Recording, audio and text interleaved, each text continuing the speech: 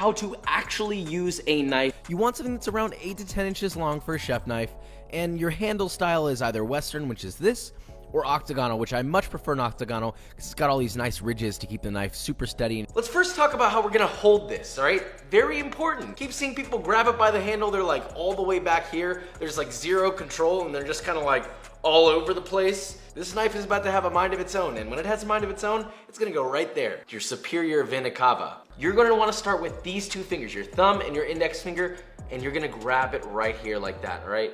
Hold this. Wrap these 3 fingers around. Now, obviously, you can change your hand and move it around and whatever's comfortable. You don't have to hold it exactly like that and be cutting like, relax. This is what's comfortable for me. You'll see, and watch me cut in all my videos, that anytime I hold the knife, I hold it like this. It almost feels like an extension of yourself. See, the stories don't lie.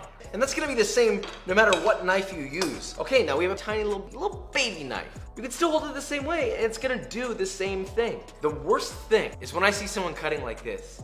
They hold it and then they're like, bro, you make one mistake, you're done.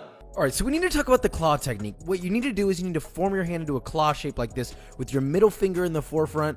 Some people like to use their index. I personally think it's safer with your middle finger, and you're just gonna glide along that clawed middle finger. That blade is never coming up above it, and the blade is going straight up and down. You will never cut yourself if you maintain that form. It's not quite a death grip, it's a very comfortable sort of relaxed claw. Arm is turned out, you got the claw shape. Take your time, go real slow. So see, using this technique, I'm able to maintain a pretty comfortable speed, and I mean, technically, I could cut and not even look, and I know that I'm safe because I'm using this technique. Now, well, I wouldn't really recommend that, but you get the point.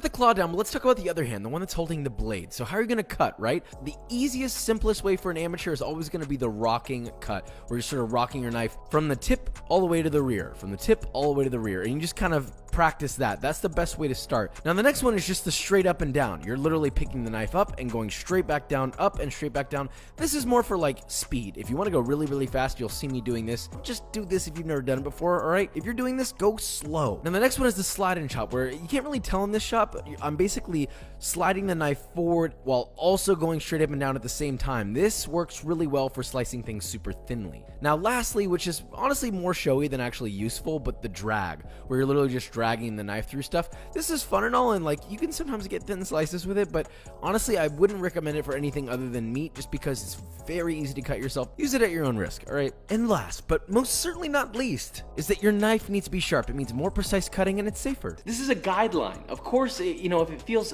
unbelievably uncomfortable, you should wiggle your hand around. You kind of get that feel for it. That's the whole point, is you master it in the way that it makes sense for your biology.